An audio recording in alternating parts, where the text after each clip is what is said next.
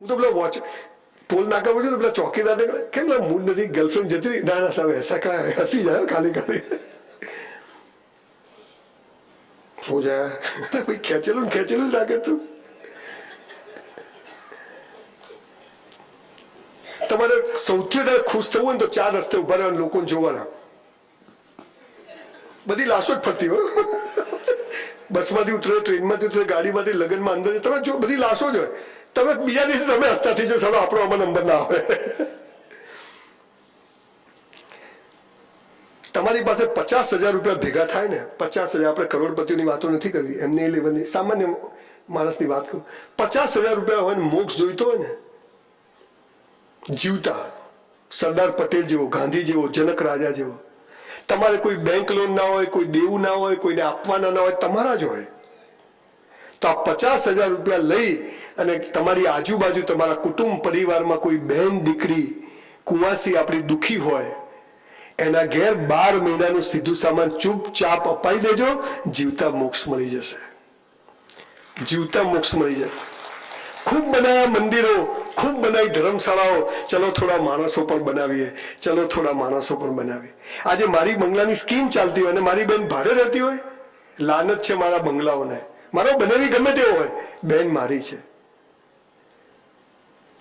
હું મર્સિડીઝમાં ફરું, મારી બેન પાસે સ્કૂટર ના હોય, લાનત છે મારી મર્સિડીઝને. ભલે મારો બનાવી ગમે તેવો હોય, પણ આ ભાવ પેદા થાય એ આ દેશના સંસ્કારો, અને આ ભાવ તમને જીવનમાં ક્યાં લઈ જશે તમને ખબર નથી. હું આજે પાર્લર જ્યારે જઉં છું, ગાડીમાં પાછળ મારી ગાડીમાં 2 ગાડીમાં તેલના ડબ્બા, ગોળના રવા, જુદી જુદી વસ્તુ, 150 ઘર બહાર જઈ મૂકી, એના કોઈ ફોટા નહીં, કશું નહીં, મૂકીને આવીને રાત્રે સુઈ જાઉં ને ત્યારે મને એમ થાય કે આજે હું 100 કરોડ રૂપિયા કમાયો. આટલી ખુશી મહેસૂસ થાય. હું જ્યારે સેમિનારમાં જઈને આવું, હજારો લોકોના ચહેરા પર સ્માઇલ જોઉં, મને એમ થાય જીવન કેટલું સરસ છે.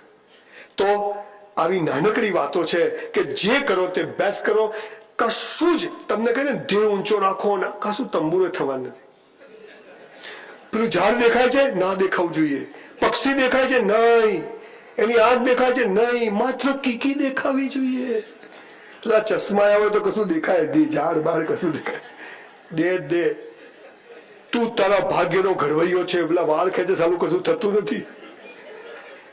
હમણાં બરોડા ઓવર અંડરબ્રિજ નીચે બોર્ડ વાક્ય લખેલું તપન, ગરીબ કી સેવા પ્રભુ કી સેવા. એનો મતલબ ગરીબી ચાલુ રાખો. ગરીબ હશે તો સેવા થશે, સેવા થશે તો પ્રભુ મળશે. સાલા હોસ્પિટલમાં જાય, 5 રૂપિયાનું પાર્લેજી આપે ને 6 જણ ફોટા પડાવે. પેલો કે સાલા હું ભિખારી કે આ બધા ભિખારીઓ છે. બીજાને બતાવવા કરો એ પાપ, પોતાને બતાવવા કરો એ પુણ્ય. હે ને? કોવિડમાં 1 દિવસ ઘરે નથી રહ્યો સાહેબ. દિલ્હી હોસ્પિટલોમાં રહેતો, પ્લાઝમા લેવા જતો. લોકો કે આ થશે, બધું જે થવું થાય. મારી બાને કોવિડ થયો. મારી બા કે મને મૂકી જા. મેં તો ડોસી ઘરમાં જ રાખીશ, ક્યાંય નહીં.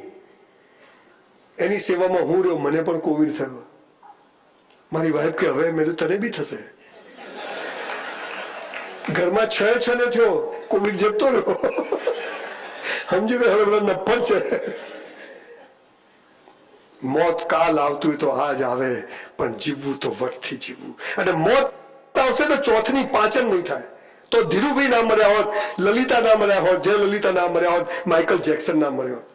જ્યાં છીએ જે કર્મ કર્યા એ પ્રમાણે જન્મ મળે છે, પણ આ 5-7 નિયમ પર જીવશું તો ક્યારે ક્યાં પહોંચી જઈશું તમને ખબર નથી.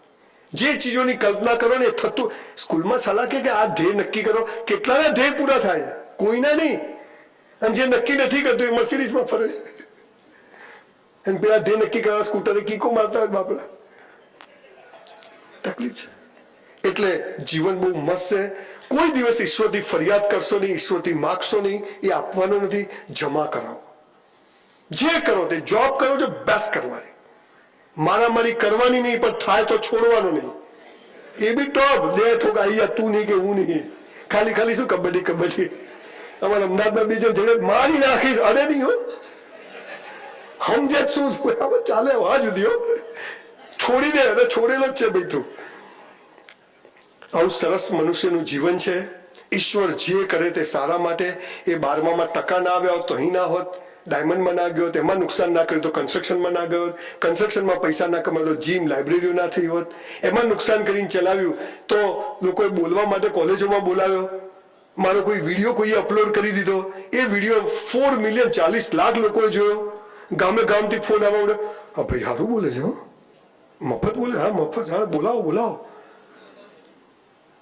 સવાલ શું છે? ઈશ્વર ક્યારે ક્યાં લઈ જશે આપણને ખબર નથી. જીવવાનું, મસ્ત જીવવાનું, પણ જ્યાં નોકરી કરીએ છીએ એને ઈમાનદાર, કાલે છોડી દેવી છે, આજ રાત સુધી બાપની પેઢી સમજીને કામ કરવાનું, કાલે છોડી દેવાય, પણ કરવી છે તો આપણા બાપની પેઢી છે સમજીને કરવાની. આપણે બિઝનેસ કરીએ છીએ, આપણો ઘરાગી આપણો ભગવાન છે, એમ ભલે કાલે જોડે વેપાર ના કરે, આ ભાવનાઓથી આ જગત ચાલે છે. હું મારી વાઈફને ફોન કરું તો બીજાની વાઈફને લાગે સાચો નંબર હોય તો? ઘણા મનીષ લખે મનીષાને લગાવતા હોય.